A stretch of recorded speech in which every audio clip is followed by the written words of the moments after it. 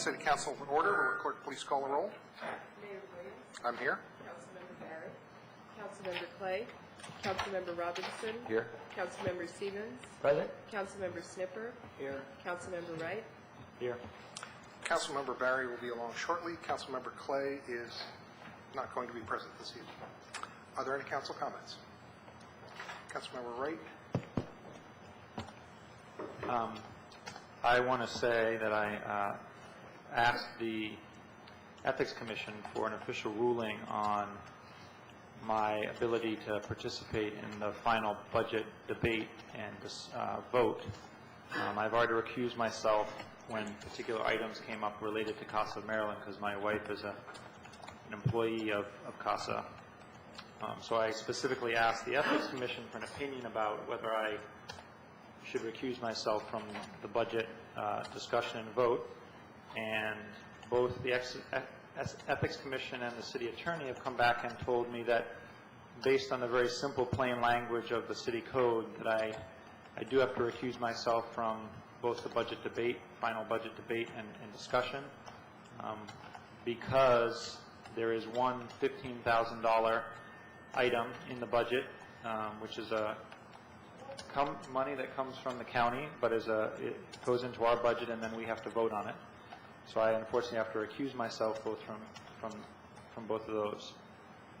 The thing I will ask my fellow council members is that the state law, how the state legislature deals with this, there is a stipulation that allows legislators to recuse themselves from the individual discussions about individual line items, but then when they're voting on the overall budget and debating the overall budget, when it's clearly not something that's directly in their self-interest, there is a way that the state law is constructed to allow people, legislators, to then engage in that final debate. So what I would ask my fellow council members, if we could have the city attorney, I know this will be too late to deal with this year's budget, but to have the city attorney look at what our options can be for changing the city code so that if similar situations arise like this for me or for other council members, they don't have to recuse themselves from the entire final budget vote when the line item is relatively small.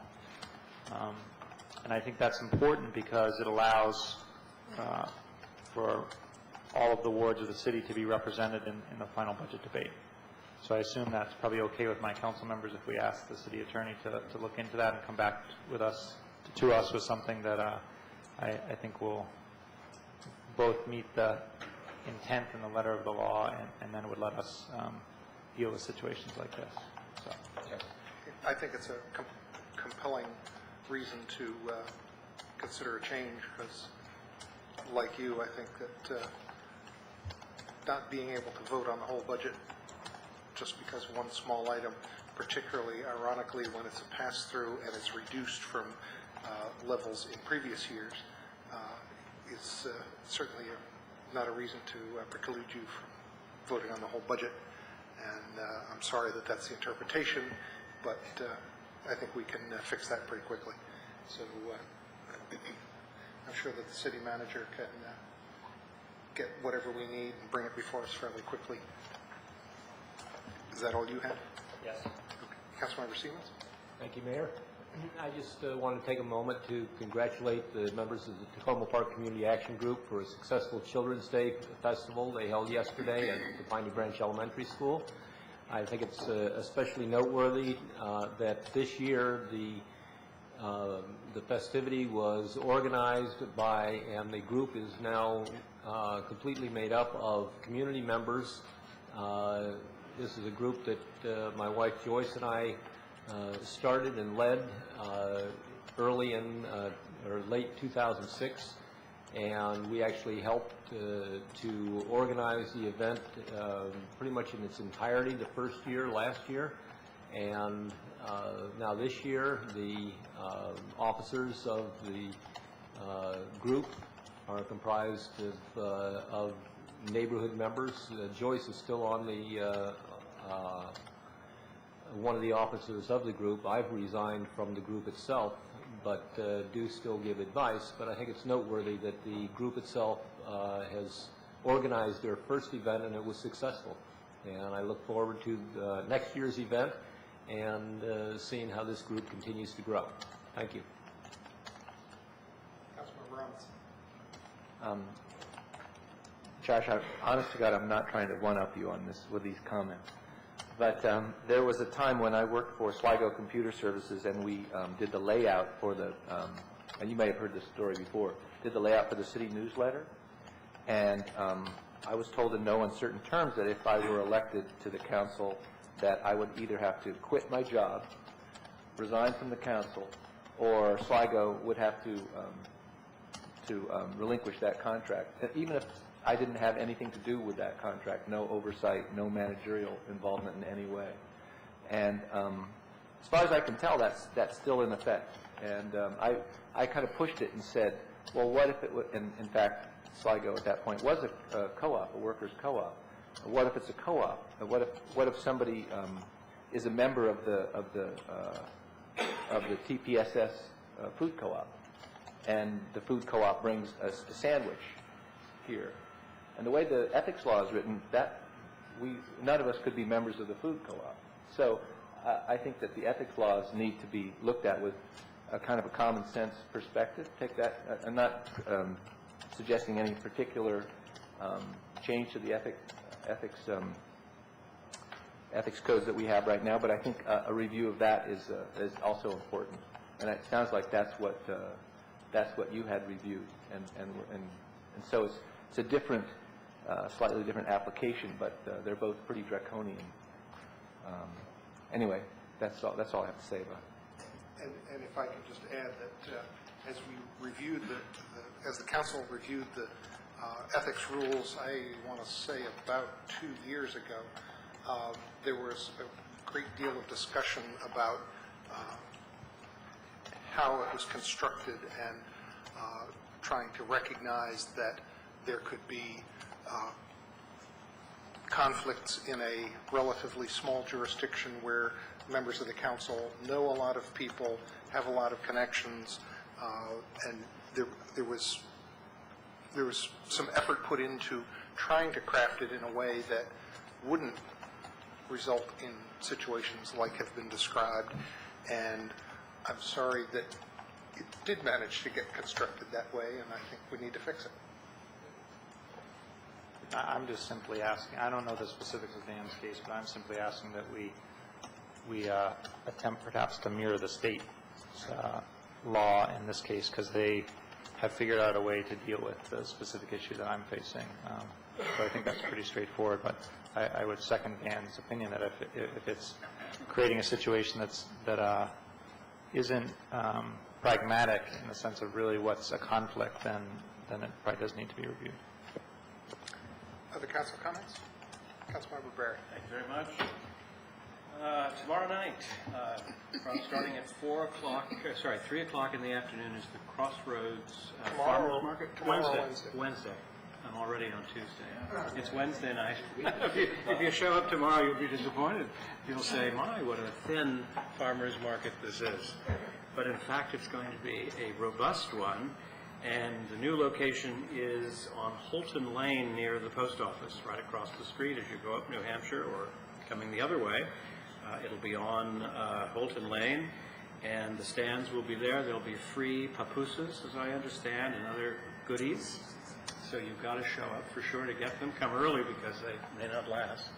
And that'll be from 3 o'clock to 7 o'clock. Entertainment on the first day of the opening, and it will go through the entire summer. It was a big hit last year, especially those in Ward 6, but we hope more folks from around town will also make it your weekly happening and come there to stock up on the things that you've run out of from the Tacoma Park Farmers Market on Sunday.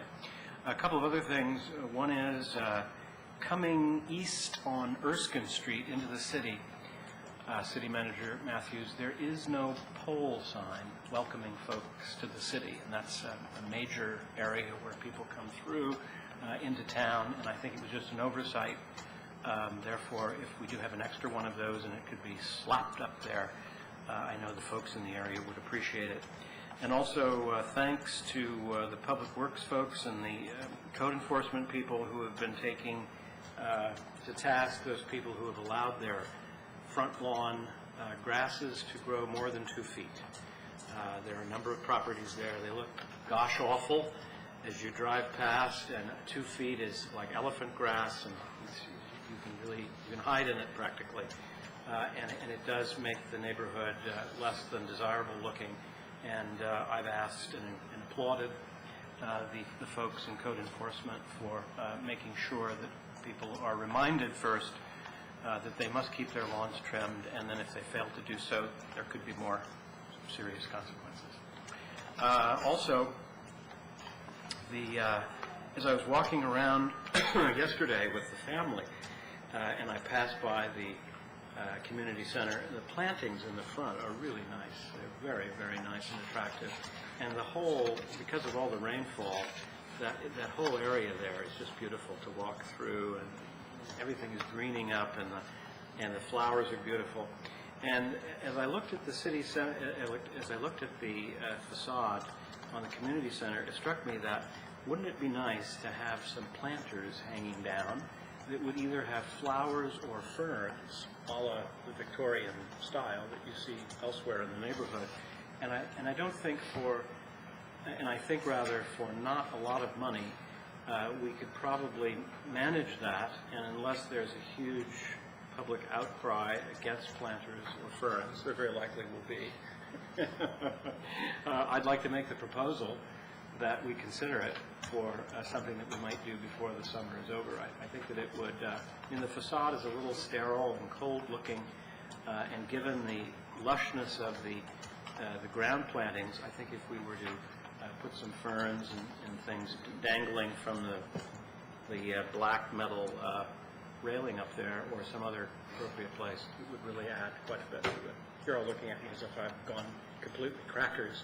No. But the fact is that it would be, I think, a worthwhile thing to consider. Okay, thanks. Other comments? I just have one or two. This Wednesday, June 4th, there's going to be an event here in the council chambers at 7 o'clock. I don't remember the exact name of it, but it's being jointly sponsored by the city, the county, and I believe with some federal dollars. That is an opportunity for youngsters and their parents to come and learn about some of the dangers of underage drinking. I think it's particularly appropriate as we head toward end of school and prom season and senior week and various events like that. And it should be very informative, and I hope some people who have kids of a certain age will come and get some information from that. Should be very helpful. Excuse me. And one other thing I just wanted to note, I attended an event last night that was very moving. It was the annual awards dinner for Equality Maryland, which is the statewide lesbian, gay, bisexual, and transgender rights organization. And I've worked very closely with them, and I don't usually kind of break my arm patting myself on the back, but I was one of the awardees last night, and I was very honored to share the awards with a number of other individuals who spoke very movingly, and I just wanted to take a moment and let you know that the other awardees were the late Senator Gwendolyn Britt from District 47, who worked very closely on crossroads issues and a number of issues on the Prince George's County side of the city. Her husband Travis was there to receive the award, and all future Allies for Equality Award will in the future be named the Gwendolyn Britt Allies for Equality Award. There was a fair amount of information about her background as a freedom rider in the 60s at age 17, and her work with a number of people. It also came out in kind of a nice way that when her husband met her, he met her at the same time that she met Stokely Carmichael, and they were kind of in a little contest for her affections. And just a number of interesting things like that, and a very, very nicely spoken tribute by Julian Bond via video that was very impressive. Also honored was Montgomery County Councilmember Dutchie Trachtenberg for her work on a number of issues. In this particular instance, it was for trying to protect transgender individuals in the county, and the county passed a law, and their opponents are trying to take it to referendum in November, and the battle is to try and keep it off the ballot, and it has national implications. And one of the other awardees was Attorney General Doug Gansler, who came out very eloquently for same-sex marriage in Maryland, the highest elected official in the state to do so. So it was an interesting evening because people were talking about civil rights from a number of angles and bringing all of those together, and it also spoke to the issue that I saw in page 2 of this morning's Washington Post, where it was talking about the history of suffragettes, and they're trying to get women the vote, and the battle that they had among themselves about whether they should try and support or not support the efforts of African Americans to get the vote, and the decisions that they made to kind of, well, we need ours first and go it alone, rather than joining hands with all of the people who needed rights, and that it's really a battle about everybody's civil rights, and then we all gain. So it was a very moving evening, and I was very honored to take part in it, and sorry my colleagues couldn't join the 400 people who were there, and it was a very moving evening. So I just wanted to share that. The next item on the agenda is adoption of minutes for April 21st and 27th. Do I hear a motion to approve the minutes? Second. I think that was a motion by Councilmember Wright and a second by Councilmember Snipper.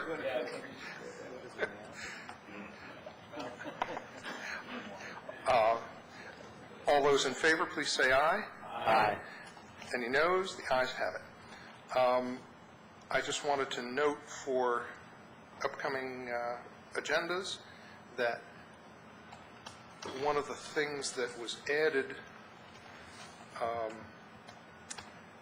just today is for next week on June 9th, there's going to be a presentation by Mike Madden from the state on the Purple Line and the Transit Center. And I wanted to let people know that that will be on there next week since it had not appeared on the written agenda yet. The next item is the public comment period. So if anybody has any comments to make on any items that are not on our voting agenda, so comments on the budget would be appropriate when we get to the budget, and otherwise, everything else is fair game. And I see a familiar face approaching the podium. Welcome back. My name's Pat Lovelace, 7620 Maple Avenue, Tacoma Park, Ward 4. It feels great to be back in the swing of things, you know. And I also wanted to say that the Children's Festival yesterday, I thought it was great. It was great weather for it, great hot dogs and hamburgers, and great children there. I also want to make it a point that it's clear that the message is clear that the children are the ones who saved that pool. They are the ones that saved that pool, you know, and they should be recognized for that.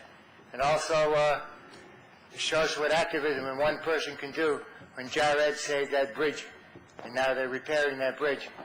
And I think that should be recognized too. Whenever we get some activism, it should be recognized. Also, I want to personally thank people, and I hope there's a way the city can recognize a few people. Cassandra Ford, Diane Cole, and Jimmy Preston. They helped me very much through the last month, and also beforehand when I had the open heart surgery, and when I just last month ended up with another compression fracture in my spine. and I couldn't even get up to move around. These people are also working in the spirit of Tacoma Park, and they should be recognized, and also other people should be encouraged to help their neighbor and help their fellow person when they're down, because if it wasn't for them, I may not be here today, because I was reaching the point where it took an hour to crawl across the room. And I would like to see if it's possible that the city could somehow recognize people like that for the efforts and the work that they've done to help another fellow member of our city and our country. These are going to be our future leaders, the children, and the ones that have helped me out have really shown that you cannot make it alone. You need other people to help you along the way. No one is 100% away from other people. We need each other to work together. Like Martin Luther King said, we need to live together as brothers and sisters, or we're going to die together as fools. And I think Jimmy Preston has shown it the last month. He's been coming over 2 and 3 times a day. You know, even while he's going to work, he's been coming over 2 and 3 times a day to make sure that I get food, to make sure that I'm okay, to make sure that I haven't fallen again. And he has been extremely helpful, and so has Cassandra and Diane. And I think I wish it was possible that the city can somehow get some kind of proclamation for these people, because it will encourage other people also to help each other out and what really people really are. It'll really show what we can do when we put our minds together as a community, because that is the true meaning of community, and that is the true meaning of a peace movement and becoming active. So please, I ask everybody when they see somebody down like this, that they help them out, that they don't just step over them and say, I'm not my brother's keeper. Because when you really think about it, we are our brother's keeper. And I want to thank Tacoma Park and also Terry Siemens for helping me get around the Children's Festival yesterday. He wheeled me all the way from my home on Maple Avenue, Tacoma Park, all the way to the festival site with me and my trusty peace sign. And Terry Siemens has shown what community really means also. And I wish there was a way we could, and I hope there is a way. I know the city can do something to recognize people like this. Maybe have a day or something like that where they honor certain people, honor activists, like an activist day. It would be really well. But also, I want to thank everybody from saving the pool to saving the bridge and to saving my butt.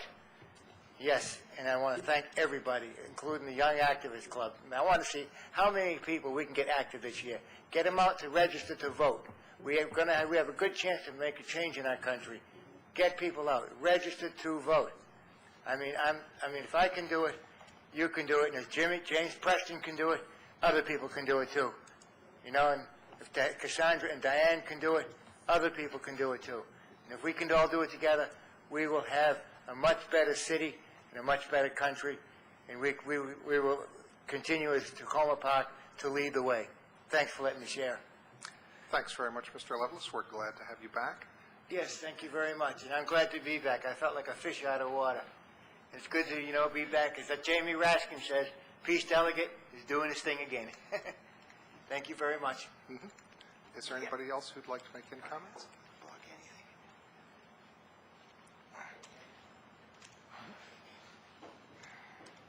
And we've been having some trouble with the Check. Yeah. Sounds good to me. No, the mic's fine. It's the 3-minute buzzer. It's very feeble and weak. It hasn't. It's set. Well, that's good because I want to talk for 5 minutes. So, no, well, just kidding. If that's the case, I've been warned. I may have to crack down. Come on out, Mayor. Go ahead. Now, my name is Steve Davies. I live at 6717 Poplar Avenue in the Circle Woods neighborhood, and with your indulgence, I'd like to share a rather bad limerick that I wrote. There once was a man from our city who wanted his lawn to look pretty, so he bought a gas mower and a big-ass leaf blower. And now he just feels queasy. Okay, well, anyway, I told you it was bad, all right? Didn't even rhyme. The point being that he doesn't feel so well because he's using this equipment that just emits so many pollutants. Let me read from a press release that I came across today from Montgomery County. Okay, they're reminding us, this is May 15th, that on Code Red and Code Purple air quality action days, the ride-on bus service will be free, okay? Now here's a quote from Ike Leggett. Maryland's suburban Washington region suffers from some of the worst air pollution in the nation, and the failure to address this situation is impacting public health and our economy. That's Ike Leggett. Ozone has been shown to cause bronchitis, non-fatal heart attacks and premature death, increase hospital and emergency room visits, and aggravate asthma. Repeated exposure to ozone also damages sensitive vegetation and trees, leading to increased susceptibility to disease, pests, and damaged foliage. How does ozone form? Well, one of the precursors is the aforementioned leaf blowers, also gas-powered lawnmowers, edgers, trimmers, boats, emissions from power plants and other fuel-burning equipment, et cetera, et cetera. Here's one of the suggestions. Residents can reduce their impact on air quality if they avoid using gasoline-powered lawn equipment, including mowers. Every summer day, this is the kicker, every summer day, gas-powered lawn and garden equipment releases more than 100 times the volatile organic compounds of a typical large industrial plant. For every person who postpones lawn mowing on air quality action days, potential VOC reductions equal the amount generated by a car driving from Baltimore to Raleigh, North Carolina. Seems like a problem to me. Now, EPA just changed its limits on ozone. They've lowered the level. They're being sued by environmental groups in the American Lung Association because those folks feel that they didn't go far enough. Whether they're successful, we won't know for a while. However, it is known that from 2004 to 2006, the average ozone level, 8-hour average level in this area would not meet that standard. Prince George's County would not meet that standard. Washington, D.C. would not meet that standard. How are we going to meet that standard?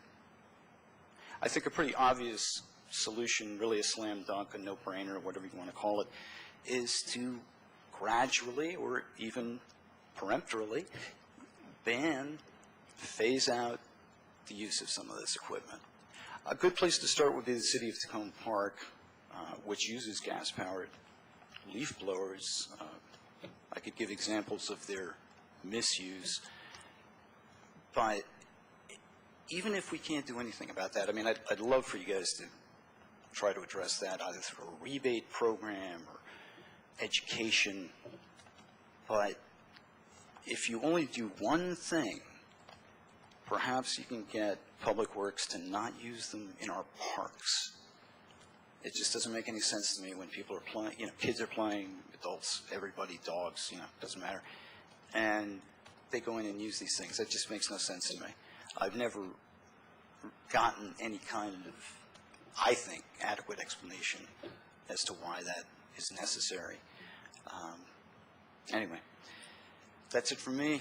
I hope you guys can think about doing something, maybe even just a resolution, or some kind of action, because we're going to get more of these air quality action days with a lower standard, and I don't know how we're ever going to meet it. Thank you. Thanks. Is anybody else? Okay, then we will move on to the interviews. Did I see that one of the people for the interview had to leave? Sorry about that. I'm not sure who's here. We have 4 people listed: Rodney Hackett, Susan Leach, Norm Ridgway, and Andrew Strongen. I know Andrew had to leave. I know Norm can't make it this evening. Mr. Hackett's not going to be able to make it this evening either. Well, then we had 4, now we've got 1. So is Susan Leach here? If you'd care to come up to the table.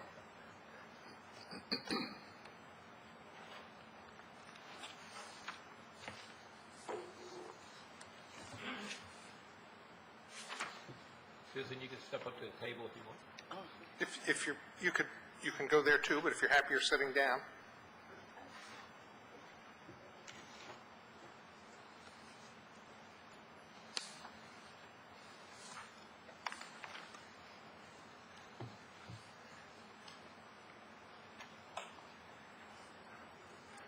Welcome. We appreciate your wanting to volunteer for the committee. And if you could just tell us a little bit about your interest. Well, I'm a senior citizen. I'm living at 7620 Maple Avenue, Franklin's apartment. And I'm much interested not only in myself, but the rest of my neighbors living in Franklin apartments. Because I have arthritis pain in my knees, but there are people there with different health problems, like heart and different illness, you know, and I would like to see, even if the hospital moved, if there can be some substitute to the hospital, like an emergency. Because we, the older folks, you know, I think our ailments start in the nights, middle nights, like when the body is relaxed, then you would get certain pains or whatever, and then the ambulance would have to come. And what I'm more interested in, even if the ambulance comes, you know, it isn't far for us to go, like over there, it can be some emergency, something there, where we can be attended to, and then like later on when like the illness is being stabilized, then we can be transferred to somewhere else. And also I would like to see if somewhere in the compound there, the Washington Hospital, if we can have a pharmacy. Like prescription, you know, we can go and fill out our prescriptions and get our medication instead of going like till to CVS or whatever. Because sometimes our family would help us, but I notice because of their work and time, sometimes you can't get it the same day, you would get it the next day or whatever. But I think if we get a pharmacy there, you know, we can easily take the cab or the ride-on facilities that we have there in the compound to take us over, and we can get our medication in no particular time. That would be, I think that would be very important for the senior citizens. Yeah. Okay. Well, that is my comment on.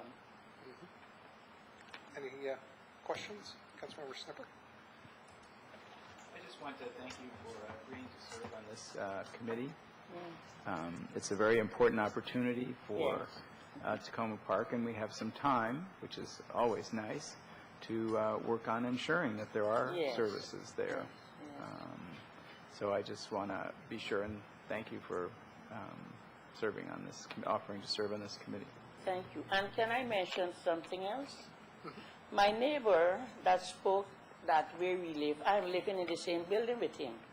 But as I said there, I felt guilty because, you know, I don't know if you can go into a person's apartment like that, but tomorrow morning I'll try to make an appointment with the manager and to tell her of his I know they know of his condition, and I normally see him out there, like when transportation comes for him, but I didn't know he was, you know, sick, and I felt guilty sitting there, you know, and he needed help, and at the time he couldn't get help. So I'll try to see what I can do on that aspect and see if I can help in somewhere, somehow, if it's even going into his apartment to help clean up or, you know, something. Because I felt guilty sitting there, you know, and he was talking. I felt so guilty. So those are one things I would try to do to help him out. Okay, Councilmember thank you. Stevens. Thank you. And Susan, I thank you also for coming here and volunteering for this committee. And I think your position in that neighborhood and the contacts you have in the neighborhood and your leadership abilities are going to be very important in not only bringing your issues to the table, but also in talking with your neighbors and understanding their concerns and their desires, and also bringing that to the table. So thank you very much for volunteering. You're welcome, sir. Any other questions or comments? Thanks very much. You're welcome, sir.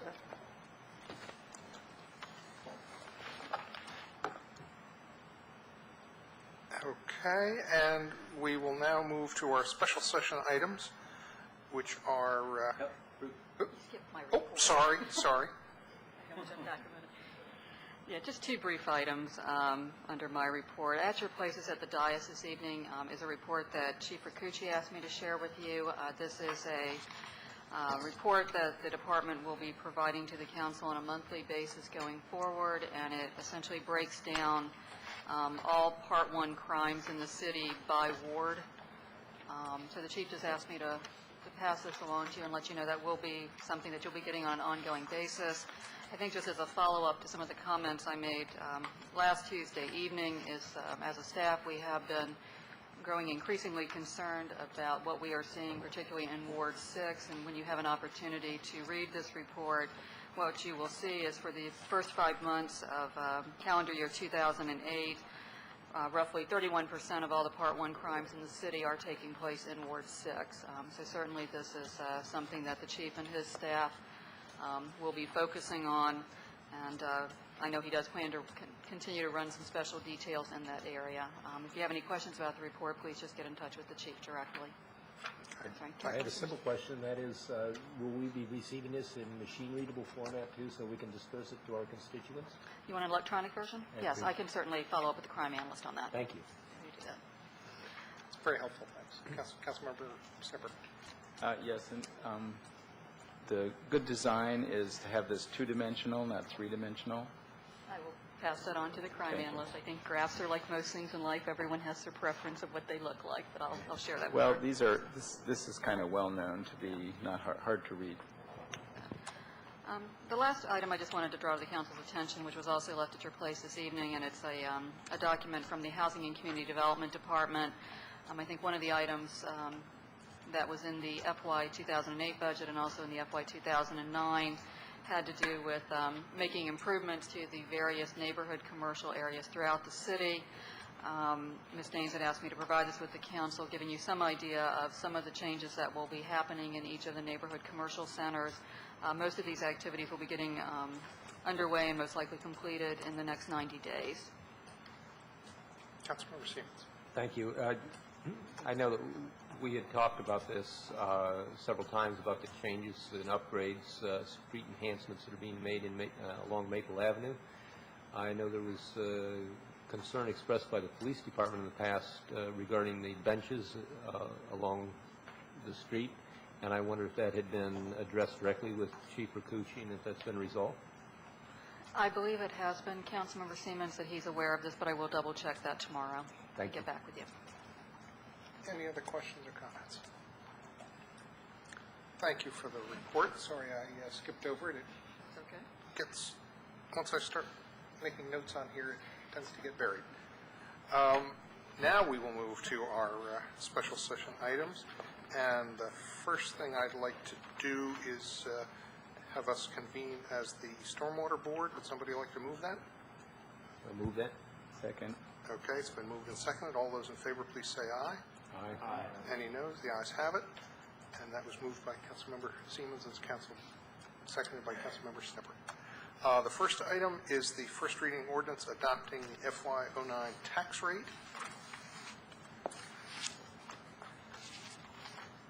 Is that as the Stormwater Board we're doing that? The Stormwater Board, now that we're convened, now that we will remain as the Stormwater Board for items. I moved it one earlier than I needed to, okay? Okay. So we're both right now. Yes.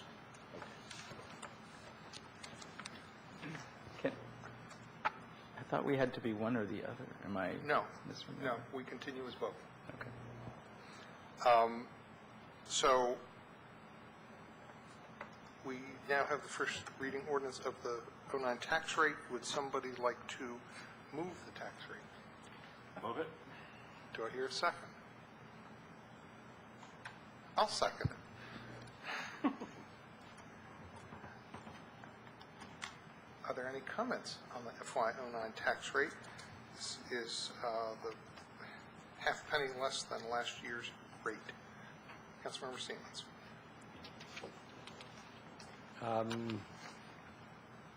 not exactly a half penny less than last year's rate. It's a half penny less than, I think, the proposed rate. And a half penny less than last year's rate. And yet higher than the constant yield tax rate, which is, I think, the thing that would say that this is an increase in taxes on the city residents. Again, I'm really challenged with this, and this is not just with the tax rate, but with our budget itself. As I expressed last year during the budget process, I've been disappointed with our discussions and our process for coming up and doing our budget. I was disappointed this year that we hadn't had the discussions to change that process or to even reach agreement that that was the process that we wanted. We just continued on with the same process that we've used in past years. I think it's inadequate for doing the best job that we can do, and it's difficult at this point to say specific things that that I would like to see cut in the budget, but I think there's information that we could get that would lead us to do a better job during the budget. And I'm really torn. I felt like last year I was hopeful that we wouldn't have to go through another budget season without having those discussions in advance and without having a better budget process. I know that Mayor Williams, assumed the seat of mayor shortly before the budget process started, so we didn't have much of a chance to do that under your leadership. But I strongly, strongly encourage this council to have those discussions as soon as we adopt this budget, to begin to have the discussions about how do we want to create next year's budget, and how do we want to review the various departments, and how do we want to provide the guidance that each department needs so that they are in the best position to be able to fulfill the desires of the community. And so I'm going to vote for the tax rate this year, but I'm really struggling with this, and I think at this point I'm going to say that that next year I'm going to vote against the budget itself if we don't review the budget process and agree to a budget process ahead of time. And if it ends up that we do it the same way, that's fine, as long as we've had the discussion and agreed to do it that way before we go into the budget season. Thank you. Sure. If I can just make a comment or two about some of the points that you made. I would say that we did attempt to have some of those discussions. We may not have reached the conclusion of the discussions. We may not have reached conclusions that individual council members wanted, but we did start to have some of those discussions, and there were opportunities for council members to have input into some changes. The budget that the city manager proposed did have some changes from the way it had been done previously, so I just don't want to leave the impression that there were no discussions and no changes. Any other comments? Councilmember Robinson? Yeah, I'm similarly concerned. Part of my concern, and this one stands out to me tonight, is that our the proposed budget for 2009 on the agenda there is $26,524,000 and some change, and that's nearly $1 million more than what's in this budget. I'm sure there's a reason for that, an answer, but I've been going under the assumption that it was between 24 and 25 million, and here it's 26.5 million. So this is my first budget season. I'm sure I'm missing something, but I feel a little blindsided by that.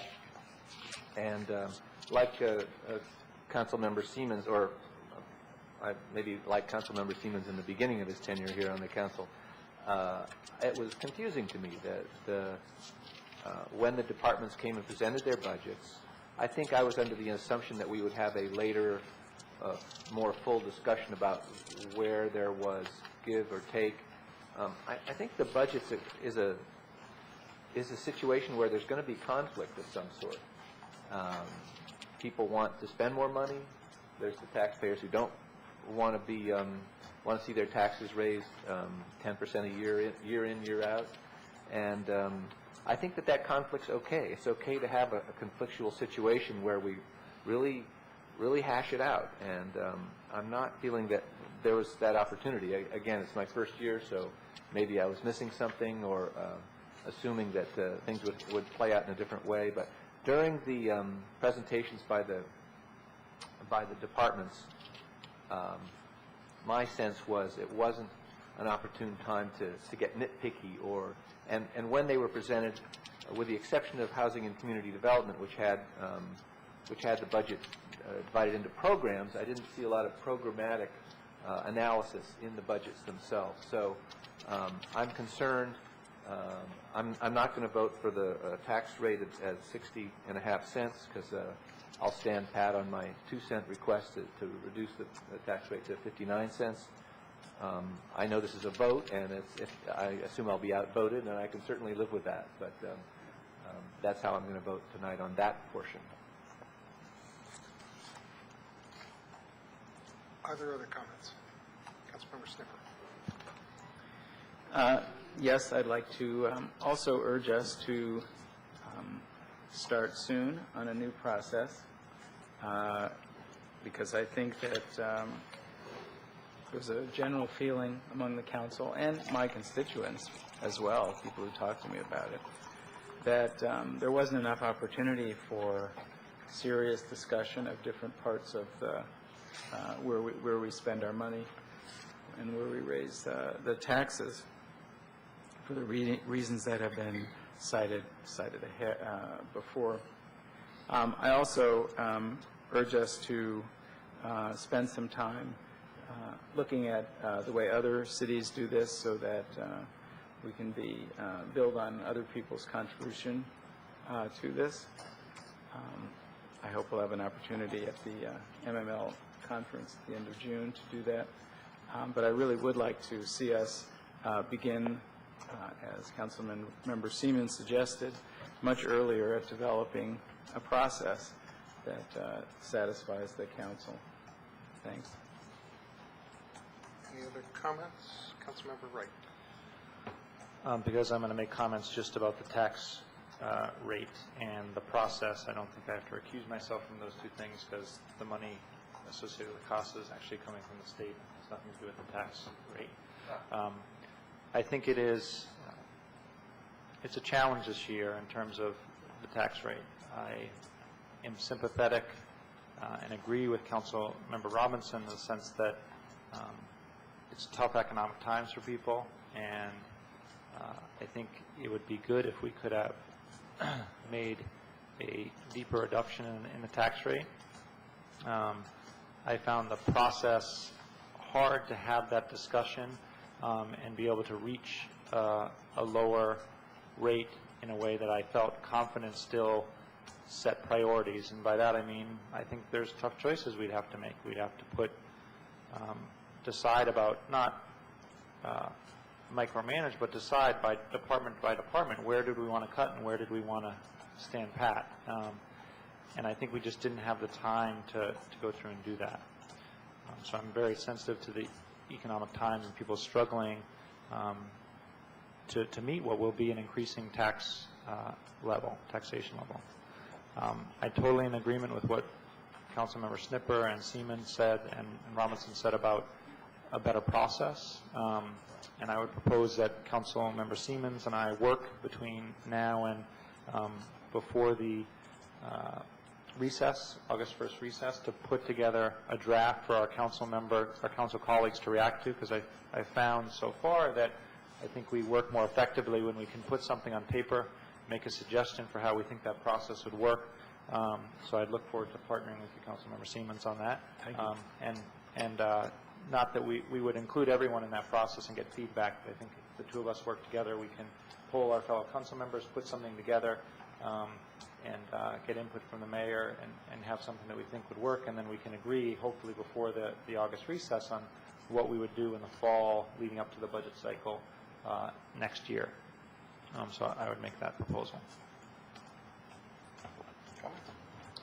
Yes, I think that we have just begun to see the early signs of economic distress in the area.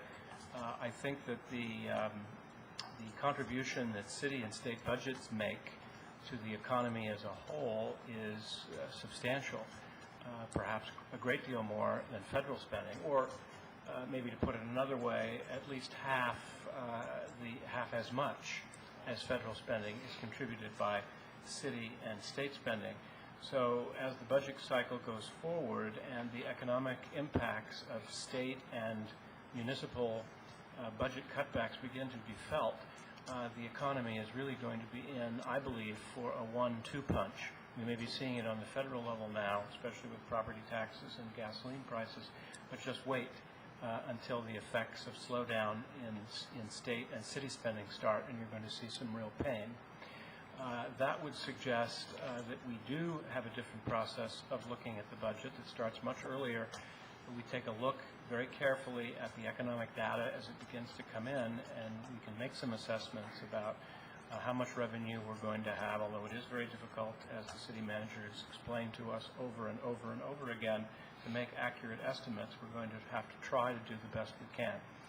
I would say that the city manager and the city departments have been more than flexible in their effort to try to figure out in which direction the council is going and what the council would like to have.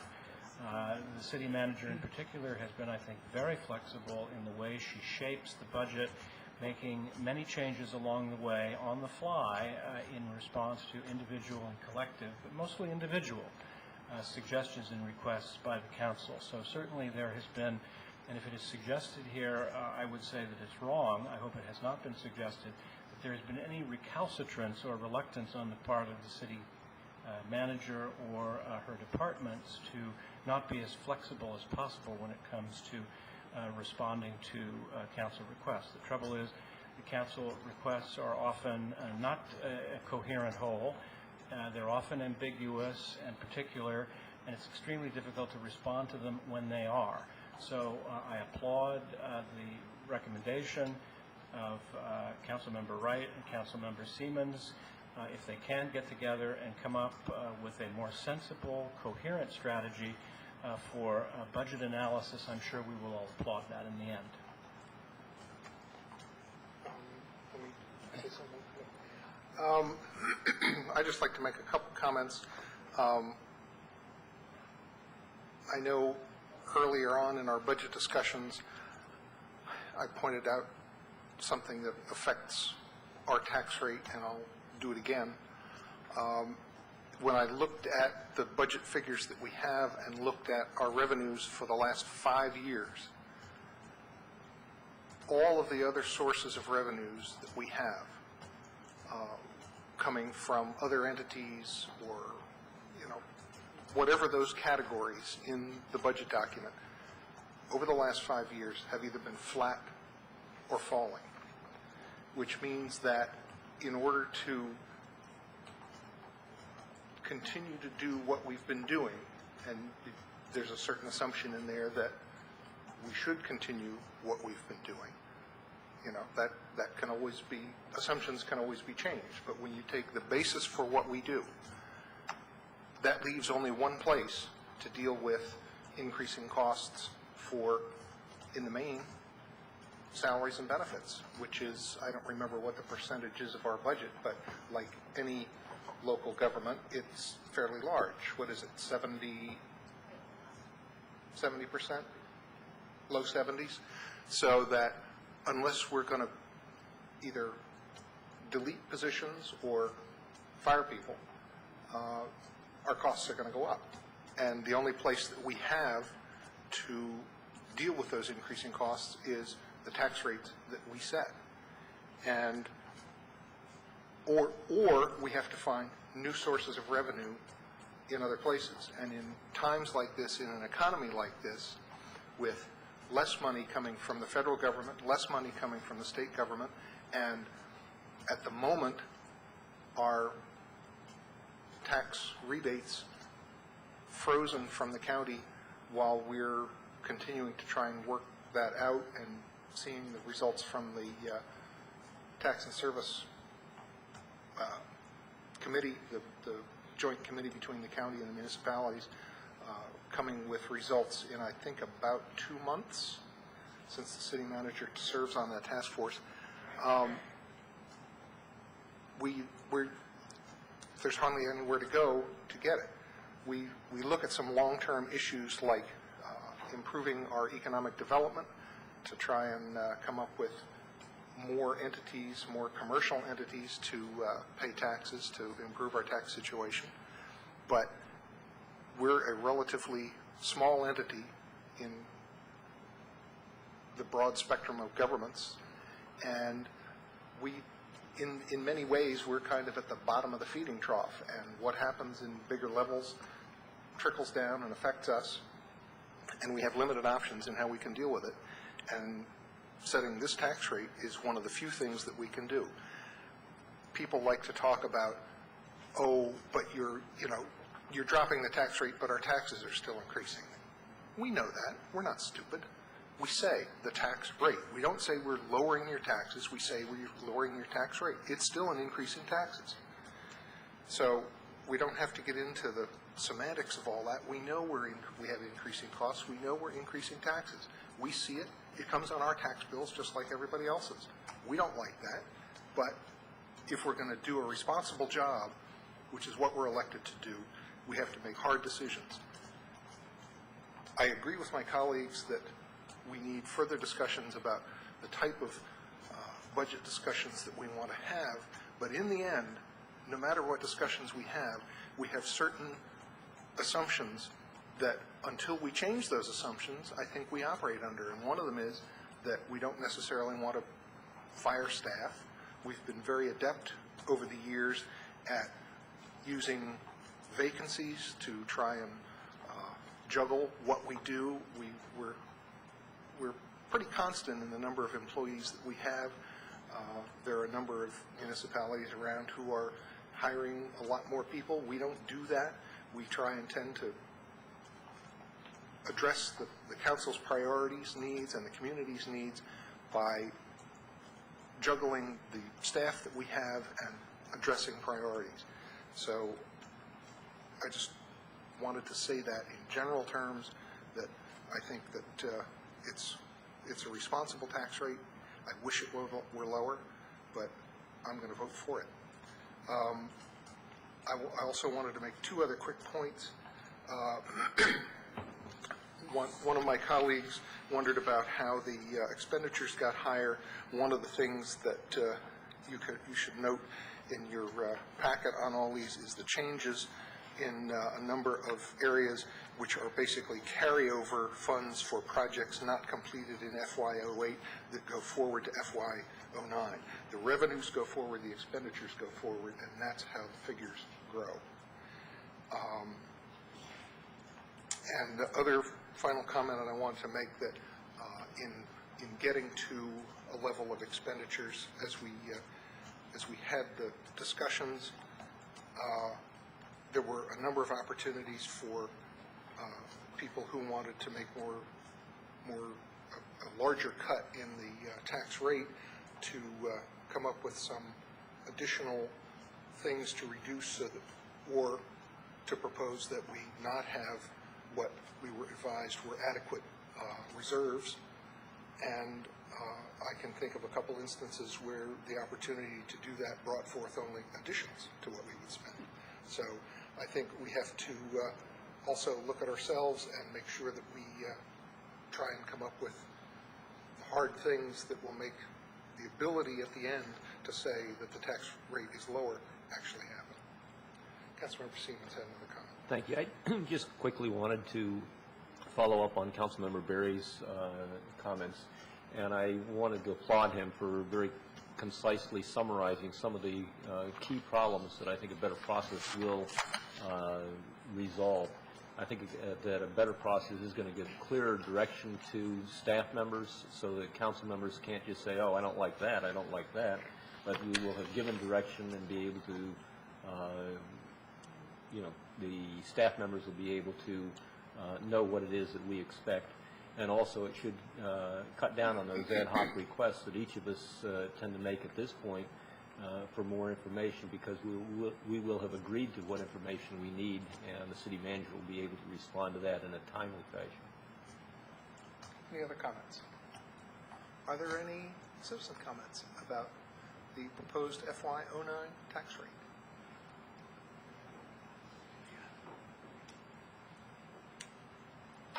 Yeah, my name is Pat Lovelace, again, 7620 Maple Avenue, Franklin Apartments. I would like to ask, when you do the budget and the taxes, do we try to think about ways of saving money? Because as we all know, the economy is going to hell in a handbasket. And it's getting tougher and tougher for people to hold on to their jobs and their homes with the price of gasoline crossing the $4 a gallon mark. And it's going to continue to go higher and higher. We've got to be prepared for that. And I think certain things that I'd like to see done, I don't think is appropriate at this time. I think we should really think twice about spending $1.2 million on the renovation here. I think we should really think about that, and really start thinking about, the bare bones thing to keep this, to keep us going, because the dollar can only be spent once, and there may become a time where, we're going to regret it. We're going to really regret it someday. It's not going to be great if we have a really nice looking place and no one can afford to use it. It's really going to be tragic. And we got as I think you've known, we got that war going on. They're spending all kinds of money, wasting it there. And I think we should be trying to find other ways that we can save money. We should try to find a difference between what do we want and what do we need, because there's a big difference on that. What we want and what we need. And I think we should really, whenever something like this comes up, we should think about it. Is it absolutely necessary for the survival of the city right now and the comfort of our city?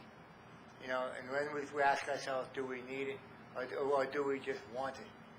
And I think we should really think about that, because 1.2 million is really a kick on the teeth of the people who cannot afford to get to work and who cannot afford the gasoline and have to cut their meals down because of it. And I really think, as a city, we should think hard about ways to save money, not ways to try and spend it. Thanks for letting me share. Thank you. And if I can just quickly point out that the $1.2 million expenditure for the renovation of this council chamber into an all-purpose auditorium comes from grant and other funds already in hand that if we don't use, we lose, and that the expenditure of those funds has no effect on this tax rate. Are there other comments? We could also look at other ways of using that too, I think, because it would be really nice. Yeah, thank you very much. Mm-hmm.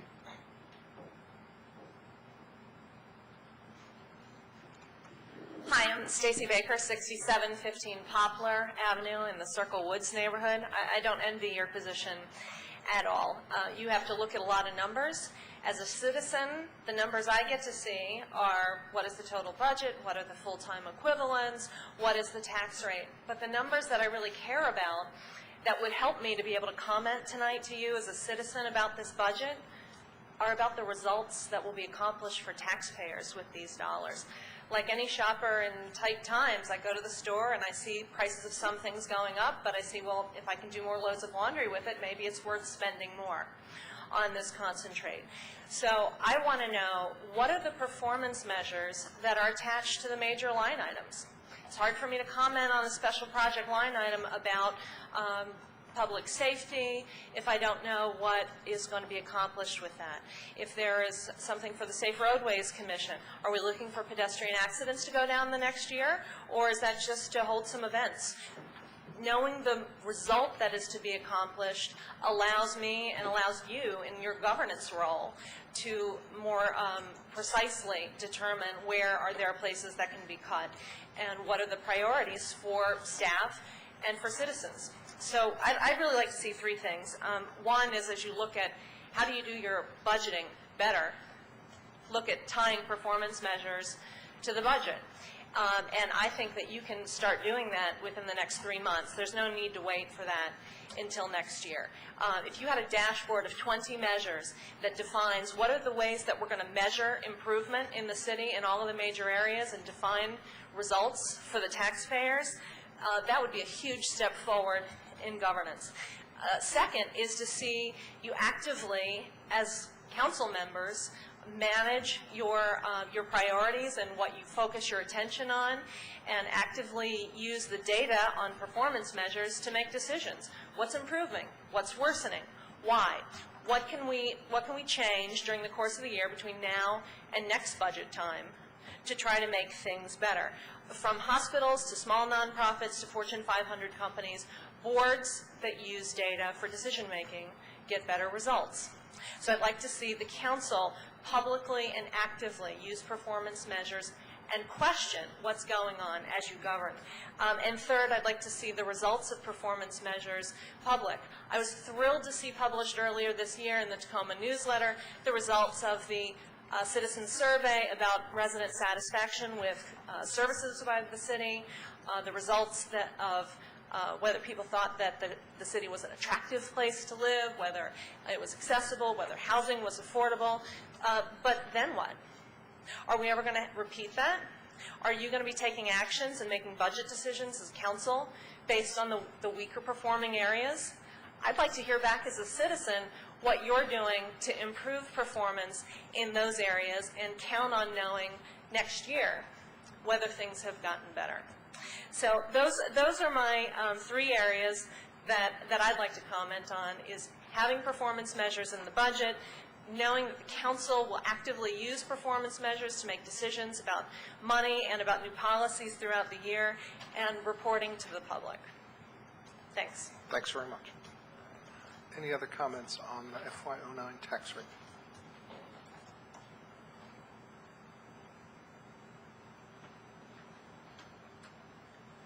Okay, then all those in favor of the FY09 tax rate, please say aye. Aye. Aye. Any noes? No. And any abstentions? Okay. Then that was, I believe, 5 yes and 1 no. Okay. Then we move on to the first reading of the ordinance adopting FY09 stormwater budget. Anybody who would like to move that ordinance? Move. Second. Moved by Councilmember Snipper, seconded by Councilmember Barry. Are there any comments on the FY09 stormwater management budget? Is there any public comment on this FY09 stormwater management budget? All those in favor, please say aye. Aye. Any opposed? Any abstentions? That's 6-0. We will then move on to the first reading ordinance adopting the FY09 budget, including the 09 to 13 CIP.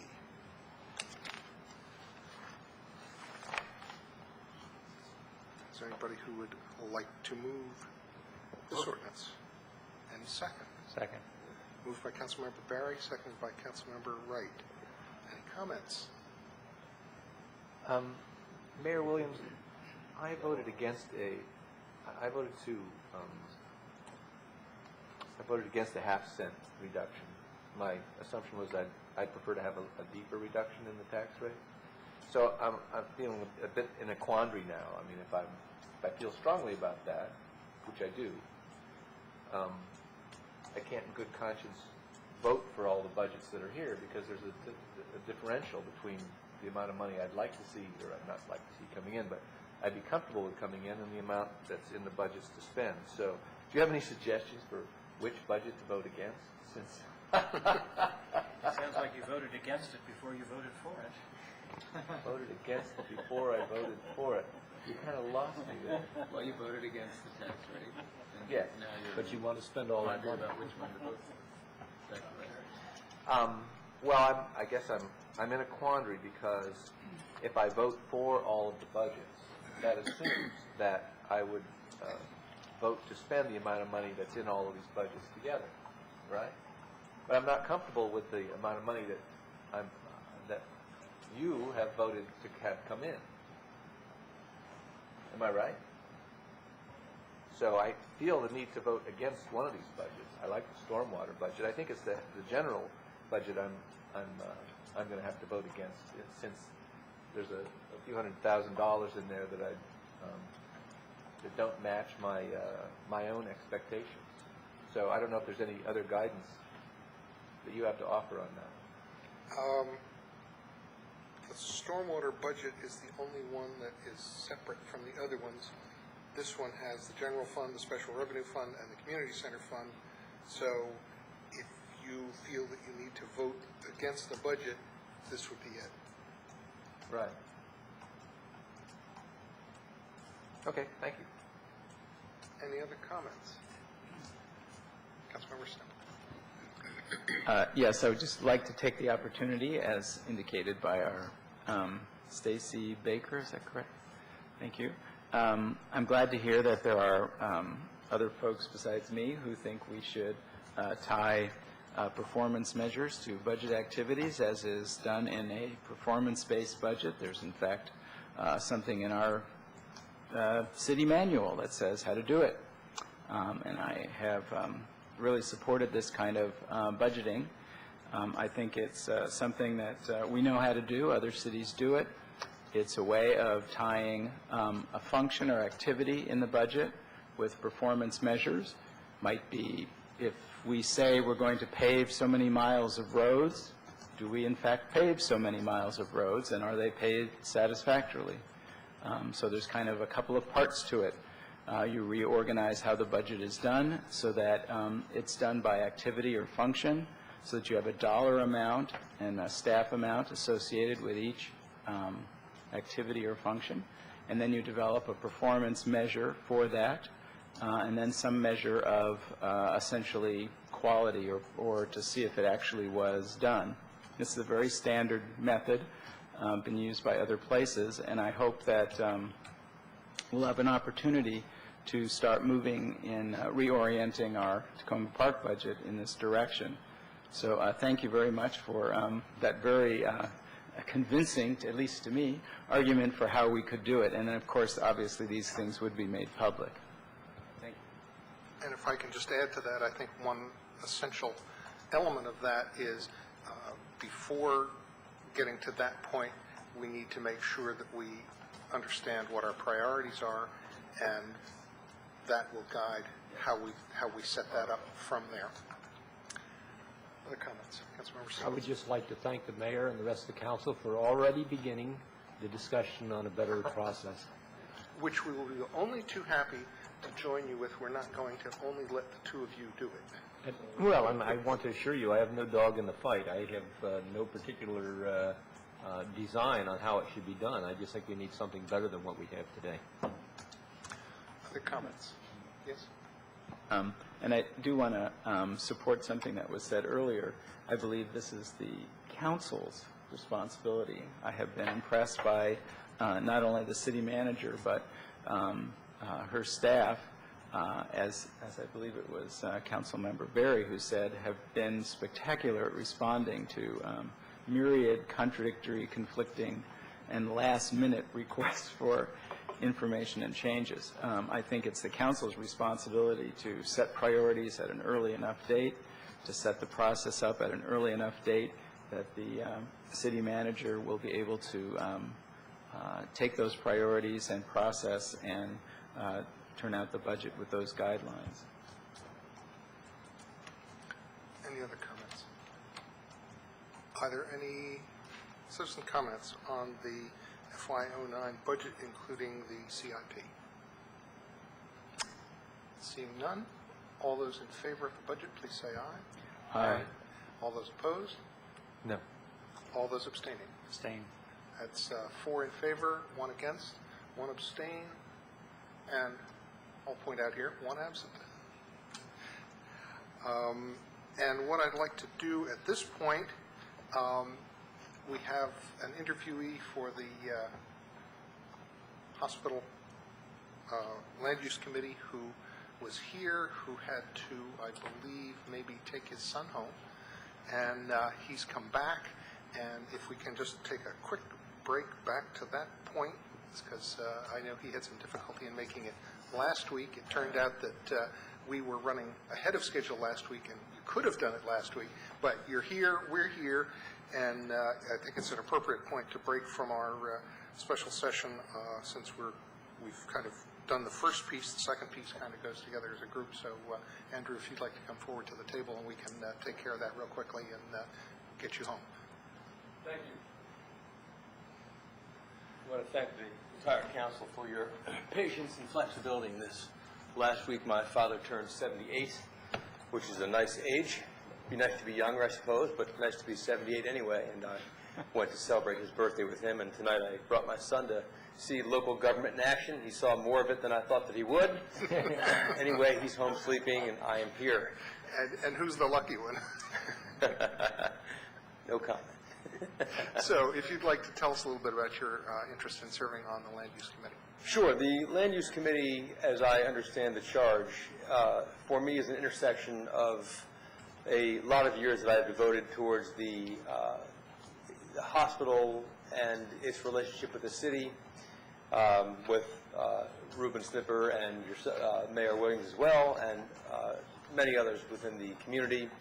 It's an intersection of my own personal view of good civic duty and personal self-interest in this case. I had been involved in the issue for many years at this point. I don't even remember how many it's been, maybe 5, maybe more, since the hospital first wanted to first publicize its interest in expanding, and we raised some questions that, through a very circuitous route, ultimately had the effect of getting the hospital to think seriously about what it needed, what it wanted in terms of its own expansion plans. And I'll note that there was a lot of, I think, misinformation, some disinformation that was provided to the public that I thought was unfortunate, because the fact of the matter is we worked very hard with the hospital to come up with a solution to its desires for what initially was 150,000 square feet of space and ultimately became 300,000 square feet of space that they wanted. In any event, through that process, they now want to move. I want very much for some critical healthcare facilities to remain on that site. I didn't want the hospital to leave. I still don't want the hospital to leave, but if it does, we need to work very hard to make sure that people in this part of the county and certainly within the city are not going to be damaged as a result of that. So, in addition to that, I'm happy to answer any questions you've got. Councilmember Snell. Hi, Andrew. Hi, Ruben. I hope your son will come another time and watch council in action. If the apple does not fall far from the tree, I'm sure that he will be back. I definitely hope so. We have a lot of student activists in Tacoma Park, and although your son's a little young, we had some pretty young folks arguing about the pool here earlier, and they were very persuasive. I want to thank you for agreeing to serve on this committee. I think you'll add a really important piece to this because of your experience working with the hospital and your knowledge of the issues. I think you'll bring that institutional knowledge, as it's called, to the committee. I think your professional background will be very valuable. And I also value one other aspect. Not everyone does, but I do, which is that you're willing to state an opinion in a strong fashion, make the case. But if it turns out that you're convinced that isn't the right approach, you're also open-minded enough to switch to what you think of as a better position. I really think that's an essential part of working on a committee like this that will have a lot of members with a lot of different views. The views need to be aired. They need to be aired forcefully, and I think you'll be a good person to make that happen. So I'm very happy to see you volunteering for this committee. Well, it's kind of you to say. Thank you. Josh. I also thank you for being willing to volunteer. And what you described in terms of your history with the site and understanding of what's transpired and the history there is very helpful, I think, to the committee. In your application, it doesn't talk about your professional experience, and Ruben alluded to that, so I'd just be curious about if there's things professionally that you think would be helpful to the committee, your experiences. Thank you. There are two principal aspects to what I do for a living that I think would be useful. First, and it's the smallest piece of what I do professionally, on one quiet day in the midst of this long-running debate with the hospital, I called the law firm in Rockville that the community group had retained to assist us, asked them if I could come talk to them to find out what they do. They said, we're not hiring. And I said, and I'm not looking for a job. They said, in that case, come in tomorrow. And I did, and then they offered me a job, and I took it on a part-time basis. So I've spent the last 3.5 years working on a part-time basis with that law firm on land use and zoning issues. I know enough now to know that it's a quagmire. It is an incredibly complex area of the law. I know less than many, more than most. I know enough to know when I don't know what the answer is and to go find out what the answer is from the people who know. So I bring that limited experience. But I think more importantly is the way that I earn my living the rest of the time, which is as a arbitrator and a mediator. I am used to being in a room with people of divergent views and finding a way out of that problem. Some of those experiences are more helpful than others, but I'm used to dispute, I'm used to debate. I don't shy from it, I'm not afraid of it. I believe that ultimately right answers can come from those kinds of exchanges of views, and I am, for the last 15 years, professionally trained in helping to work towards productive solutions to thorny problems. So that to me is a process matter that is much more useful than the limited understanding I have of land use and zoning through 3.5 years working part-time with that law firm. It's a very, very tricky area of the law. We have a very ably represented hospital that may or may not know what it wants to do at this point, may or may not tell us beforehand what it wants to do. I think it's going to be a tricky process, and I think that this city needs to be very, very careful and very, very astute about how we move forward with the hospital.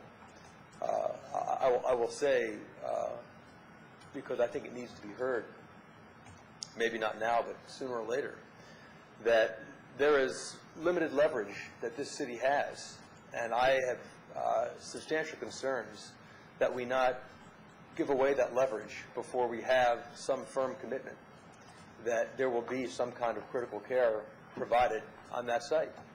And if we, for instance, get on board with the certificate of need the hospital is going to file, and we support them in that effort before we have nailed down firm commitments, we will be left with no leverage, and that will be a very dangerous place for us to be. So those are the kinds of concerns, those are the kinds of questions that I will bring to this committee. Thank you. Any other questions or comments? Thanks very much. Appreciate it. Thank you very much. And it was very helpful to hear your explanation of your expertise and your opinion. Thank you. And thank you again for fitting me in. Sure.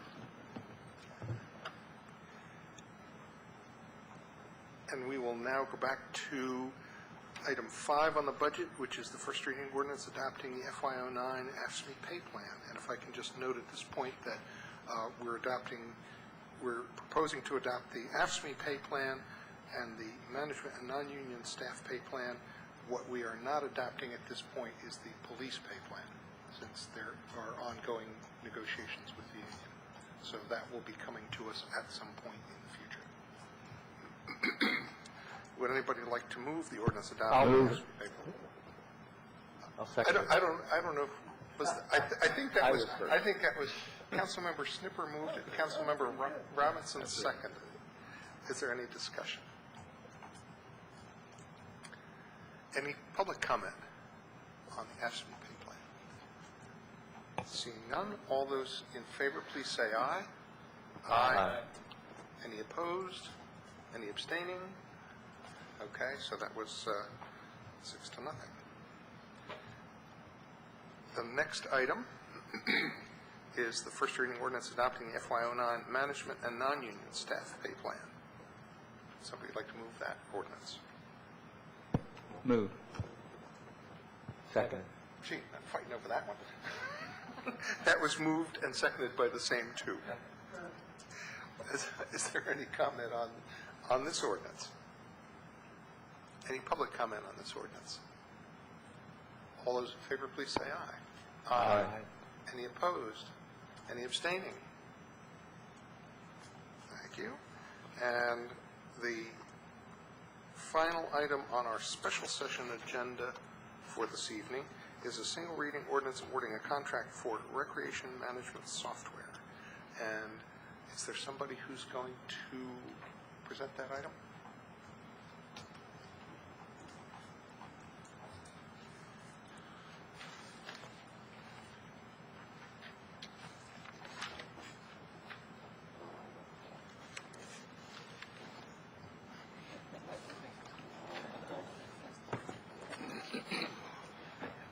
Welcome to the Recreation Director and the, I don't know, Assistant or Deputy Director. I don't know which it is. I'll say Deputy. That'll work. Well, the Recreation Department seeks your approval to authorize the execution of a contract with the Active Network to purchase recreation management software. Our department has listened to feedback from the community, from the council, to provide a more customer-friendly leisure environment. To be more specific, customers want online registration and the ability to pay using credit cards. We have also heard that customers would like to receive a receipt or confirmation that they are enrolled in the class or for a facility reservation. Our department is confident that we have found the product and company that will meet these and other needs of our city. Active Network has been serving governments, recreation departments, athletic facilities, and schools since 1998. Some of you may be familiar with one of their products, which is eteams.com, which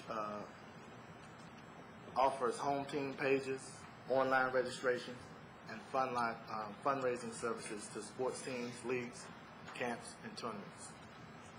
The Active software offers scalable solutions to include activity registration, which is in-person and online registration, membership management, point of sale, website management, access control, which is biometrics, ID scans, and access management, customized reports, facility reservations, league management, child care management, and payment processing, which are secure online payments via credit card and debit cards.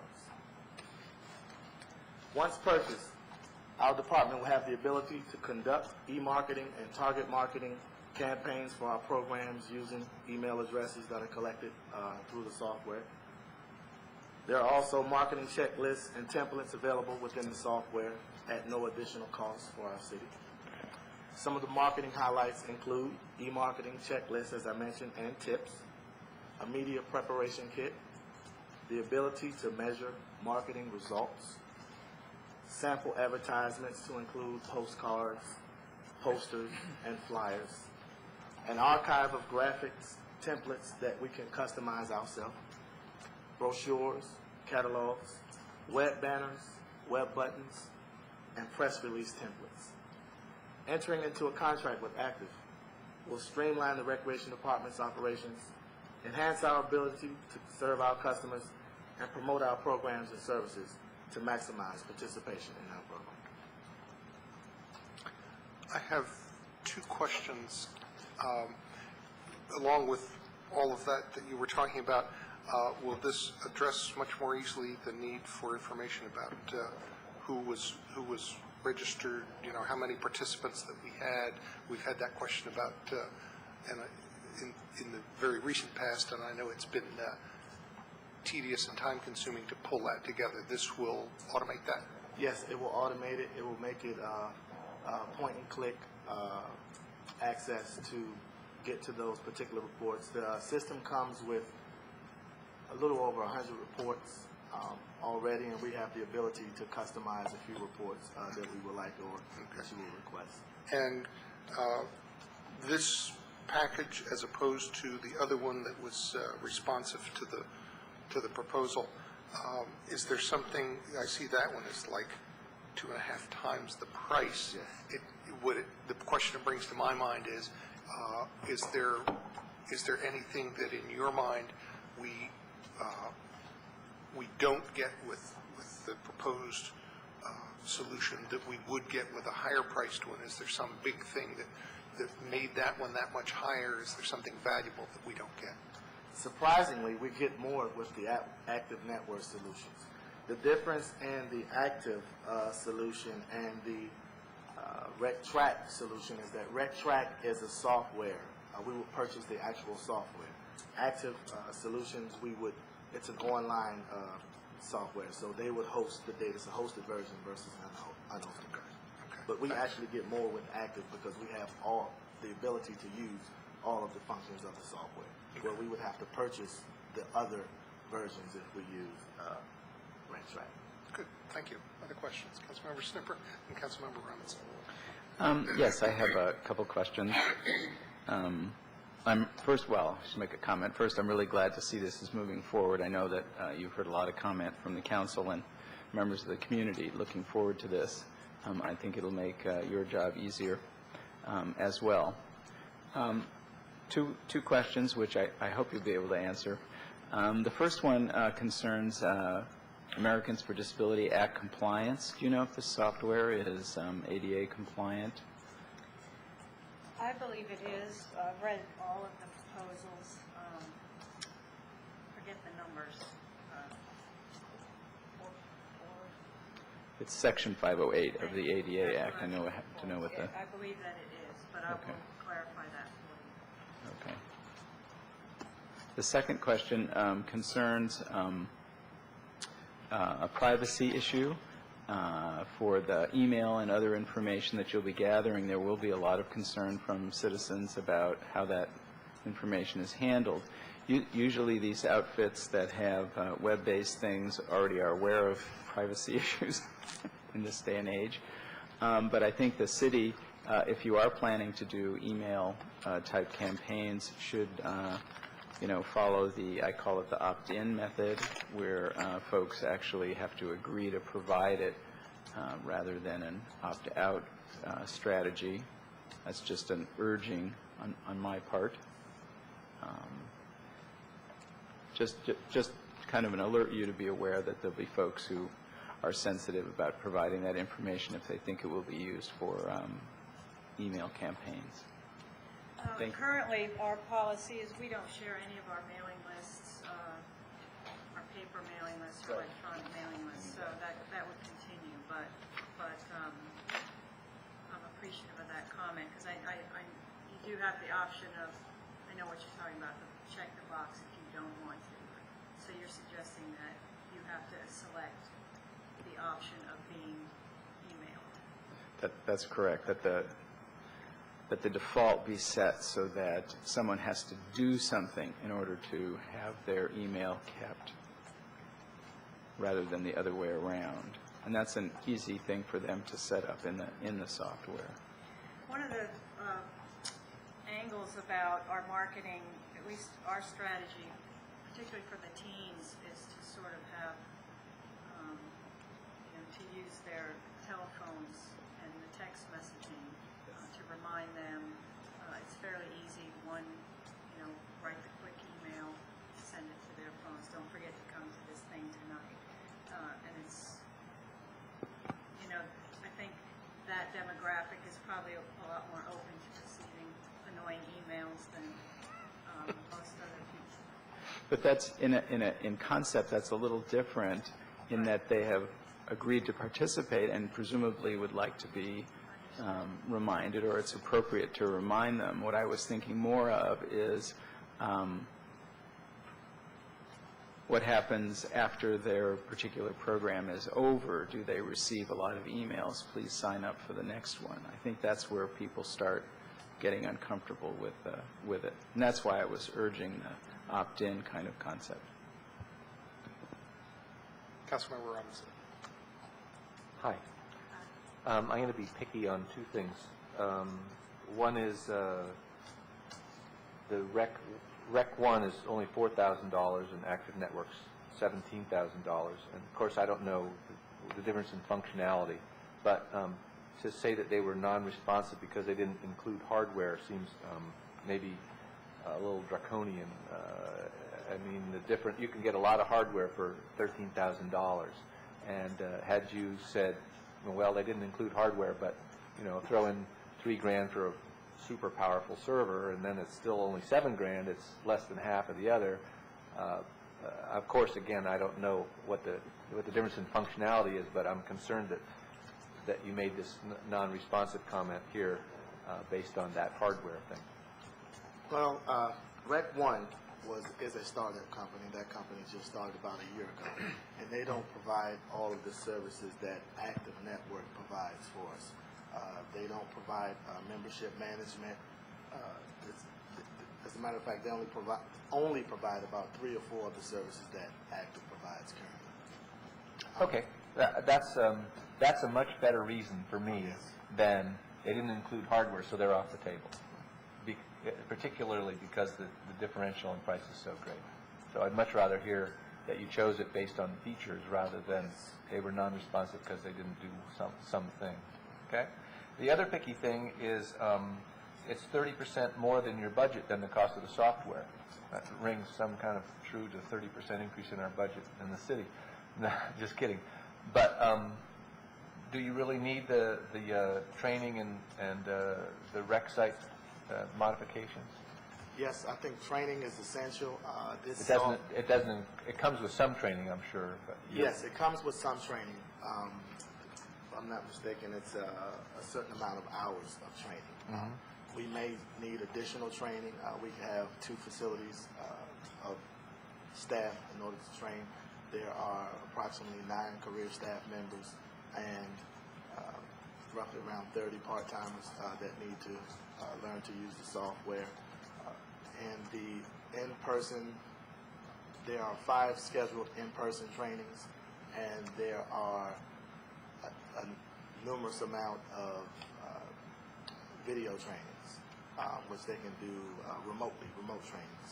And in those remote trainings, they can only take up to 5 people at a time, and that's where we'll get the bulk of the work done in the remote trainings. Since the in-person trainings, it's a greater expense because we have to pay for them to get here and stay and things like that. So the remote trainings, you'll get the bulk of the information, but we can only train 5 at a time, so we'll need a certain number of them to assure that all staff are adequate in using the software prior to rollout. And the rec website, what are the additions or extensions you need there, modifications? Right now, we're receiving information from patrons that it's hard. Well, right now you can't search anything within our website. For instance, if you put basketball into our website, you won't get anything or any of our classes that are basketball related, as an example. So the modifications to our website we think deemed are very necessary in order to improve the functionality and the customer service aspect in delivering the software to the citizens. Okay, and that's not part of the city's IT department, sounds like. Our website is linked, as you know, from the main page. We have our own separate site, and we are just beginning to have discussions with the communications department of the city. There's been a talk about revamping our website, so this will be part of the discussion. Okay. Which way it makes sense to do it. We haven't gotten that far yet. Okay, thank you. Councilmember Wright. Thank you. So are there any ongoing charges associated with Active Network? Because a lot of times it sounds like it's a hosted solution. You pay up front and then you also have to pay an annual ongoing fee. Is there an ongoing fee associated with their contract? Yes, the ongoing fee is it's fee-based, it's revenue generated, and it's 3,500 is the minimum, and 5,000 is the maximum based on the amount of revenue that you generate through the site. So if I understand correctly, meaning since they're going to be, you'll be able to reserve and pay for your classes online, that in addition to the $16,000, the city will be paying $3,500 to $5,000 a year. Annually, right. Yeah. Is that true? We're currently paying for the use of the city software, the Penimation system, which is the budget system. We're currently paying, I think, maybe $3,000 a year for that. It's already in our budget. For a software license? Yes. And we're not going to pay that anymore, is that? Correct. And was RecTrack also, did you have to pay an ongoing fee with RecTrack? All of the services require an annual fee. Okay. Just in the future, I think it'd be helpful to know sort of both what the one-time payment is and the ongoing. Since it's a hosted solution, who owns the data? Because also one of the things that can happen is if the company goes under, or you decide you're no longer, we're going to switch to another company, then they can say, well, yeah, it's you put the data in, but we own the data. So what does the contract say specifically about the data? That question came up in our initial conversations, and the city does own the data. Okay, great. And it's backed up several times. Okay. Are there other municipalities that are using Active Network? Yes, there are several in our area. Maryland National Capital Park and Planning Commission, they have renamed their software. That I actually am familiar using this software through my work experience with that organization. There are also other organizations in this area that are using it. And is our sense that they're happy with the performance? Yes, they are very. Okay. Just two more questions. One is, if we thought we needed to have negotiated add-ons to the contract, such as additional training and modifications to the website, why wasn't that part of the, was there a reason we couldn't incorporate that into our initial RFP as part of this process? Initially, when this came up, it actually came up after we decided to seek recreation management software. You know, we thought to improve the website later. It actually came a little bit later, but with we actually learned about it through the presentation that this organization, this company was able to provide those particular services for us at an additional cost. I'd like to add to that. A year ago when we came before the council, we didn't know the exact number, and I think the research we did, the ballpark was 20,000, and as you can see, it's about at mid-range for what our bids were. So I think we can never know in advance, even at this point, exactly what will be particular needs of this department in this city. So it gives a little wiggle room for if we need additional services, customizing or training. Obviously, if we don't need the money, it won't be spent.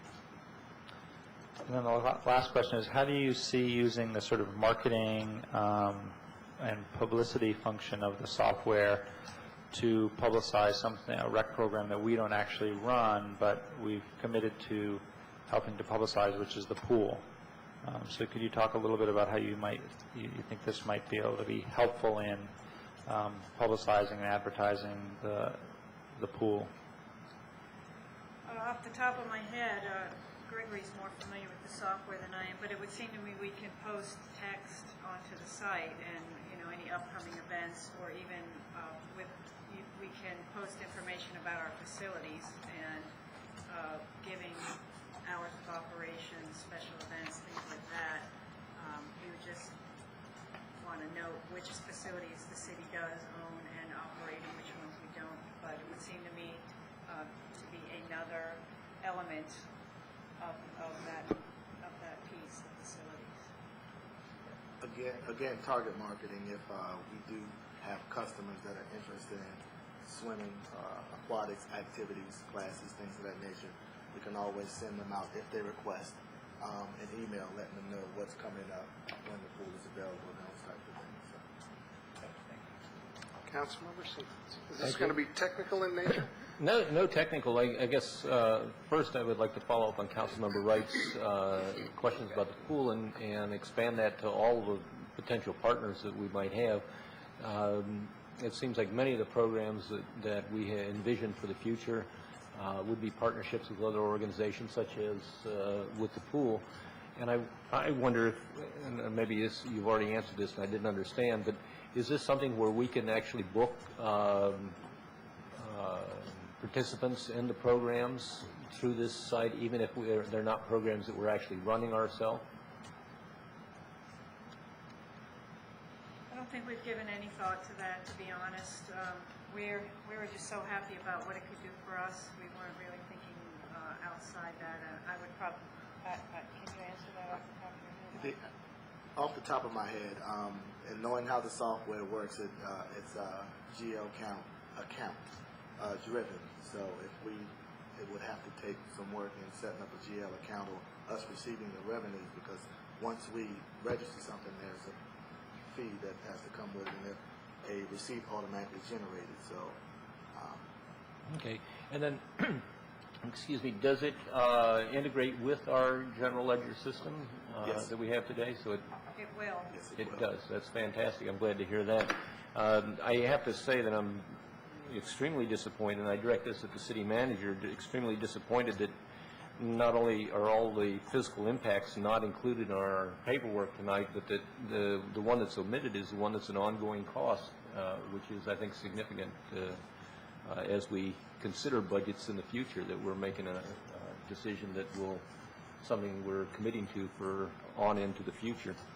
But what I heard was that it was replacing one cost with another at a very slight increase. I still think that's a physical impact. And so my understanding is this will replace the pentimation. The recreation and park portion, we have our own module within Penimation. Right. That's recreation and parks. It will replace that module, yes. And I laud you for making that decision. I thank you. They're not my favorite group. Thank you.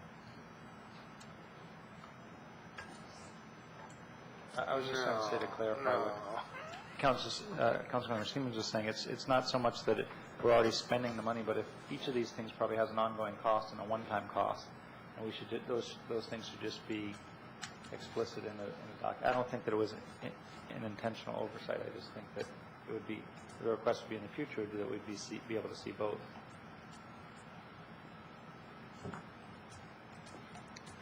Are there any public comments on this item? Seeing none, this is a single reading ordinance. It requires a roll call vote. Will the clerk please call the roll? Mayor Williams. Aye. Councilmember Barry. Aye. Councilmember Clay. Councilmember Robinson. Aye. Councilmember Siemens. Aye. Councilmember Sniffers. Aye. Councilmember Wright. Aye. Okay. We're scheduled for a break. I don't think we need to take a break because I think our work session item can be concluded fairly quickly. Just as quickly as this. Well, this is scheduled on the agenda for half an hour, and that last one was scheduled for not very long. Oh, my gosh. Not very long. That was scheduled for 5 minutes. Good evening. I'm here to talk about the legislative action requests that we request every year as the Maryland Municipal League. Each year, the Maryland Municipal League solicits legislative proposals from the municipalities. Usually up to 3 are chosen as priorities for the upcoming legislative session, which would start next January. And those are chosen by the Legislative Committee of MML. And the process is that the municipalities submit this year by June 27th to MML. The Legislative Committee, which Mayor Williams sits on, reviews those proposals.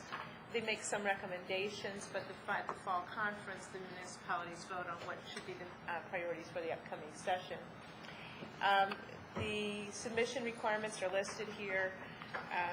Essentially, what we look for are bills that the Maryland Municipal League would champion. So these are generally statewide bills, not something that just affects, say, Montgomery County, or certainly just us. What the process requires us to complete a legislative action request form. I have a draft one attached. In the past, we've submitted up to several legislative action requests. Over the years, the municipal aggregation of electricity has been one that we've requested multiple times. The request that we submitted last year for looking at creative ways of financing and revenue generation by municipalities, the authorization to be able to not just rely on property taxes primarily, was something that we suggested, knowing that the state of Maryland had such financial issues and was looking at kind of a restructuring system of their own. This was adopted last year. It was pushed. Didn't get real far, although I think it was a good opportunity to talk about some creative ways. There was an opportunity to look at transfer taxes, but I think that it's one of those kinds of issues that requires continued pressure. What we are asking for, and I'm recommending that we put this in again this year, is to basically have state legislation that would allow municipalities to choose from multiple sources for revenues based on the political will of their municipalities. If this community, for example, thought that a telephone tax would be appropriate, that we could allow and vote to have a telephone tax, that kind of thing. So this gives us some flexibility on those revenue sources. There may be other bills that you would like to propose as legislative priorities, and this is just a work session tonight. We would come back to vote on a resolution about which legislative action requests we submit. So I'm welcoming any comments that you might have. And if I can just add to that, one of the bills that did pass this year was pushed by the city of Gaithersburg, and it had a potential statewide impact. It ended up having a limited impact for the ability to impose a hotel motel tax. The way it came through the legislature was it eventually only impacted two counties, Montgomery County and Somerset County.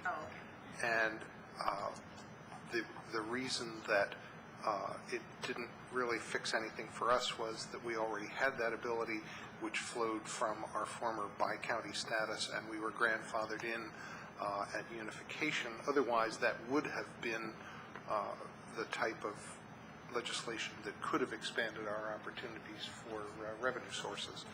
And I think the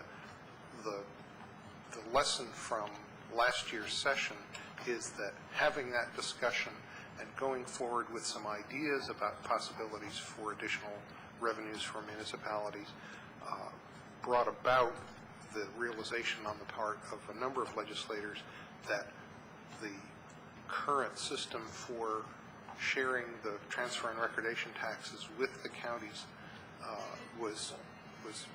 is badly out of kilter.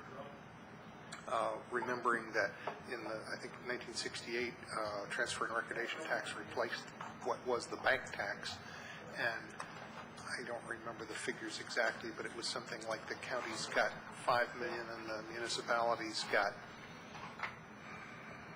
$300,000, and then over time it ended up being that the municipalities still only get $300,000 if the counties that it passes through give it to us, and the counties get $600 million. Yeah, $600 million, and they started out with $5 million, and we stayed the same. So once the legislators realized that, then there were various moves to try and say, okay, counties keep what they've got, but the municipalities get some of the new revenue and various ways to do it because of the politics of the session, and there already having been new taxes from the special session. It proved very difficult, but I think the conversation started, people saw lots of possibilities, and this overarching idea of flexibility and new sources for revenues for municipalities resonated with the legislative committee, with many of the other municipalities, and as people came up with other ideas, they could all lump together under this overall idea, and I think it's a very good way to go.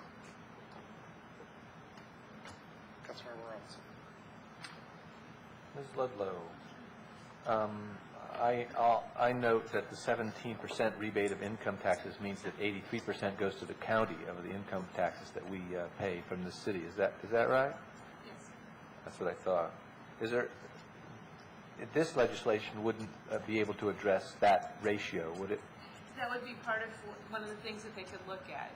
One of the things that I think, this is fairly flexible, this is a fairly flexible request. It's saying, look at all these revenue sources and see if there's a way to better balance and return some fair revenue to municipalities.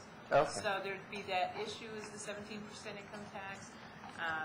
There could be other things that were raised that we saw through the tax duplication committee. I think there's also an opportunity when the state, I'm anticipating the state will have a very tight budget in the coming year.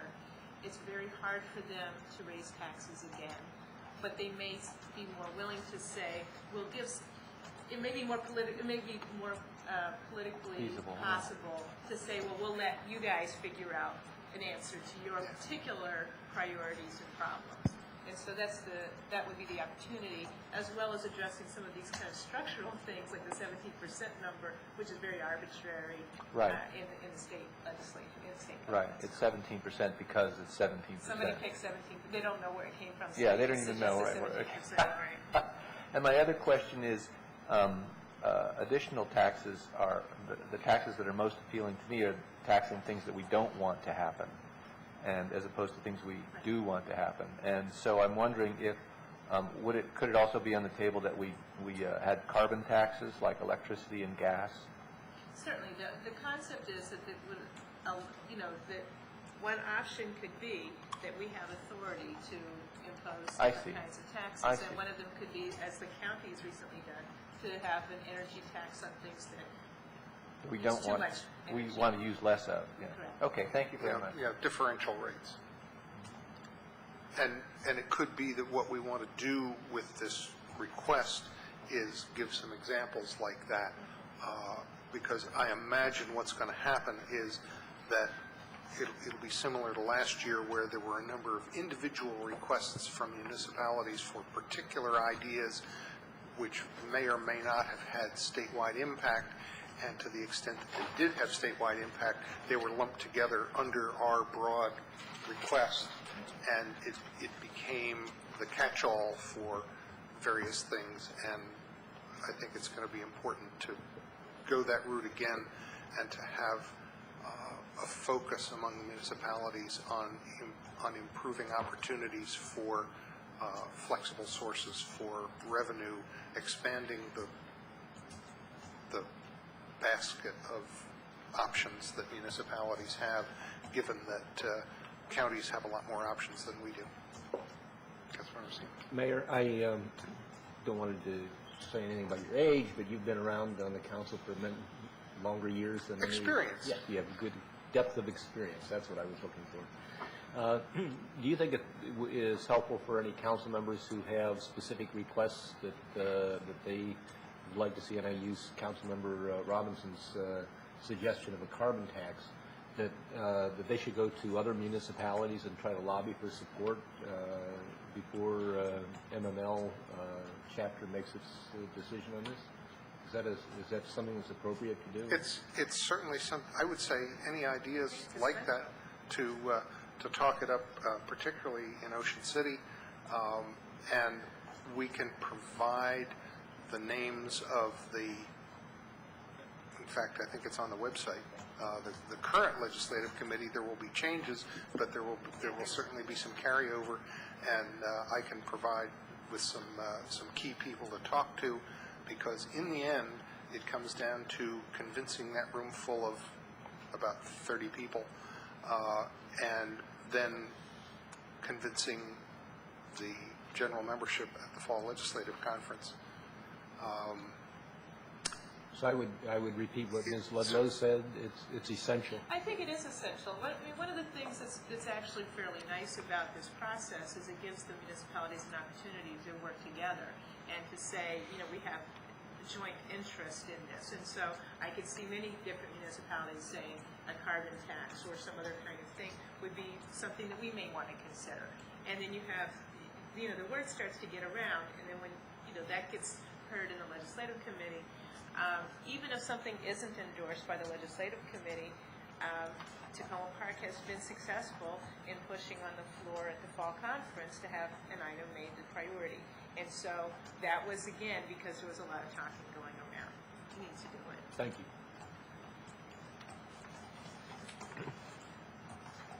Just so I understand how the process works, do we make because this request, the example you've given us is pretty broad. Is that the sort of thing that do we do, or do we make more specific requests? Like, how do we get to the... There have been a variety of different kinds of requests. Some of them are very specific. I'm trying to think of, the municipal opt-out municipal aggregation of electricity was one that we have championed many times, and it's very specific, and it has an entire, it's got very technical write-ups and everything. That is something that we champion because there's so many changes going on in the whole electrical industry right now, and they're still looking at it.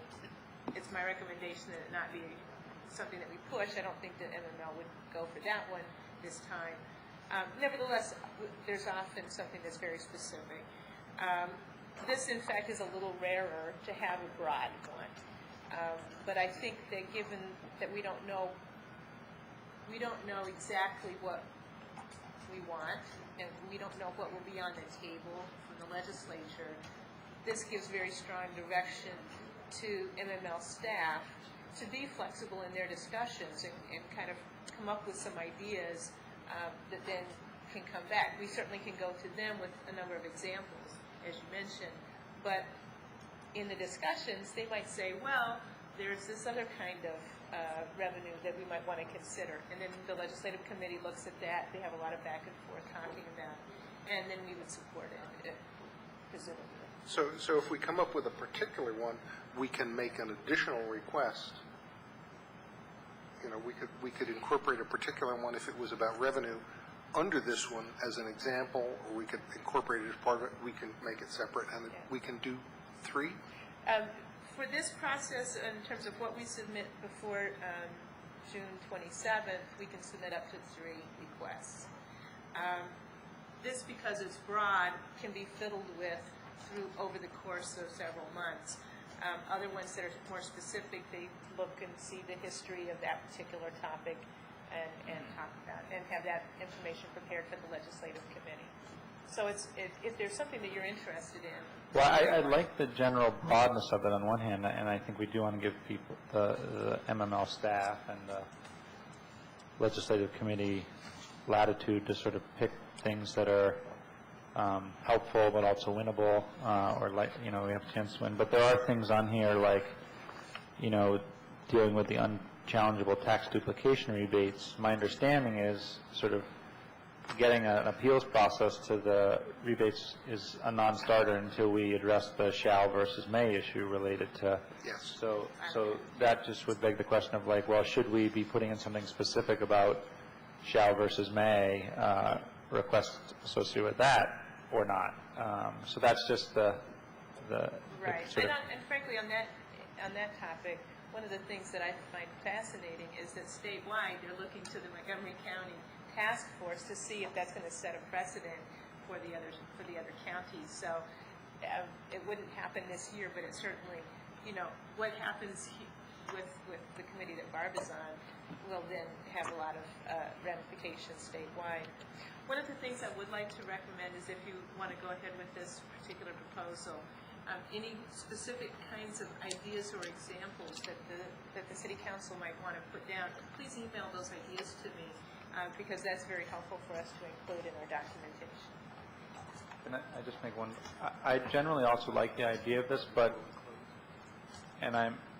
I like more the idea of things like sharing in recordation that cut across the entire state, because I think one of the challenges you have is that there can be this almost a race to the bottom mentality, in the sense that if we have control over things like sales tax or energy tax, we might want to use them, but then that also ends up pitting us, like, you know, the state saying, well, we're absolving ourselves of the political decision, we're just going to push the financial burden down lower and then force you guys to not, but the municipalities to sort of fight it out by figuring out how they're going to come up with that money, and then that can create battles between municipalities to be where we're competing against each other to have the lower tax rate. Right. Sort of the same federal versus state argument. Sure. One of the things that has come up in the past, and we may want to mention, has been having a share of the funds that come from police tickets and that kind of thing. So there's, and that's something that would be a statewide generator as opposed to municipalities versus municipalities. Yeah, and that's why we get a state police rebate. Yes. Nevertheless, there's... Because they said, no, you can't get the share, we get it all, and then we'll distribute it back to you. Anything else? That number's probably been the same for a number of years as opposed to percentage of the tickets, right? It creeps up just a little. Kind of like our library rebate from the county. Any other questions? A separate item? I think we're through with that item, and then Councilmember Siemens has a question before we get to the last item. Yes. This is for Barb. Earlier tonight, Councilmember Berry announced the opening of Farmers Market on Wednesday, and I wonder if it would be possible that we could provide bus transportation to the residents of the Victory Towers and the Franklin Apartments. If that's something we're able to do, my wife and I would certainly do the outreach necessary to make that successful and well used. As you may recall, I think there was some funding included in the HCD budget for that purpose. I don't know where they are in that process. Obviously, we do need to have someone, it's not just a CDL driver, but because of the size of the vehicle, they have to have some kind of special certification above and beyond that. But I'll check with Sarah tomorrow and find out. I know that was part of the plan. Okay, great. And if it is planned, please let me know so that we can do the proper outreach. Thank you. Okay, then the final item on the agenda is a proposed closed session. This would be a vote to convene in closed session to discuss personnel matters relating to specific individual committee members and applicants for appointment to committees. And the authority would be the Annotated Code of Maryland, State Government Article Section 10-508A1I. Do I hear a motion to go into closed session? I'll move. I think we'll say Councilmember Robinson moved, Councilmember Barry seconded. All those in favor, please raise a hand. All those opposed? Thank you. We are adjourned for the evening.